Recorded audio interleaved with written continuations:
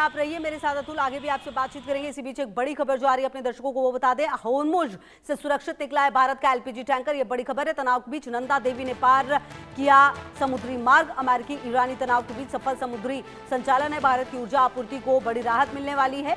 जहाज अब कतर के बंदरगाह पर पहुंचा है। संकट के बीच भारतीय शिपिंग क्षमता का बड़ा प्रदर्शन सामने आया है। अतुल देखिए, ये जो अभी घड़ी है, यहाँ पर एक एक जो हमारा जहाज है उसका निकलना ही एक बड़ी चुनौती है। अच्छा, ऐसे में जब कतर के पास पहुंचा है, क्या ये माना जाए कि अब बिल्कुल पूरी तरह से सुरक्षित है या अभी भी कोई टेंशन हो सकती है? जी देखिए, ये जो शिप था, ये जो नंदा देवी, ये इनबाउंड शिप था, यानी कि ये कतर के जो कोस्ट है उधर की ओर जा रही थी, ना कि आ रही थी।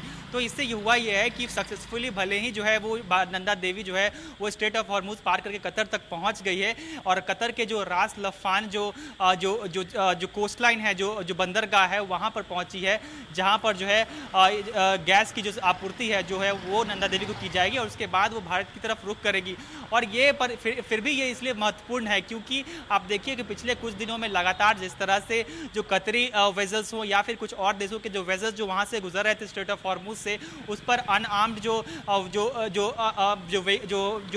यूएफओस होते हैं, जो ईरान जिसका इस्तेमाल करती है शिप्स पर हमला करने के लिए, उस तरह से जो है हमले किए गए थे। कई ड्रोन अटैक्स किए गए थे, जिसके बाद जो है जो पूरे इलाके में स्ट्रेट ऑफ हॉर्मुज के वाटरवे है उसमें ट्रैफिक जो है वो काफ़ी कम गई थी, और उसको लेकर ये जो लगातार चिंताएं भी बढ़ रही थी। लेकिन इस बीच भारत की जो नंदा देवी है, जिसकी कैपेसिटी तकरीबन, आपको याद होगा कि तकरीबन 46 लाख मेट्रिक टन, यानी कि जिससे तकरीबन 33 लाख जो एलपीजी सिलेंडर्स हैं आप उसको भर सकते हैं, उतनी कैपेसिटी है नंदा देवी के पास, उतना गैस जो है आयात करने की। तो कहीं ना कहीं उस हिसाब से देखा जाए तो ये बड़ी खबर है, क्योंकि आपने देखा है कि लगातार जिस तरह से डोनाल्ड ट्रंप हो या फिर ईरानियन अथॉरिटीज़ हो, उनकी तरफ से जिस तरह के बयान आ रहे हैं, उसके बाद से ऐसा लग रहा है कि जो इस्लामाबाद में जो टेम्पररी पीस डील साइन हुई थी, वो कहीं ना कहीं अब जो है वापस से जो है डस्टबिन में जो है फेंका जा चुका है दोनों देशों की तरफ से, और दोनों देश जो है एक दूसरे पर लगातार जो है फिर से हमले जो है वो शुरू कर चुके हैं। यूएस जो है लगातार ईरान के जो सदर्न कोस्ट बेसिस है, मिलिट्री बेसिस है, चाहे वो बंदर अब्बास हो, उसके अलावा जो और भी बेसिस हैं, खार्ग आइलैंड हो,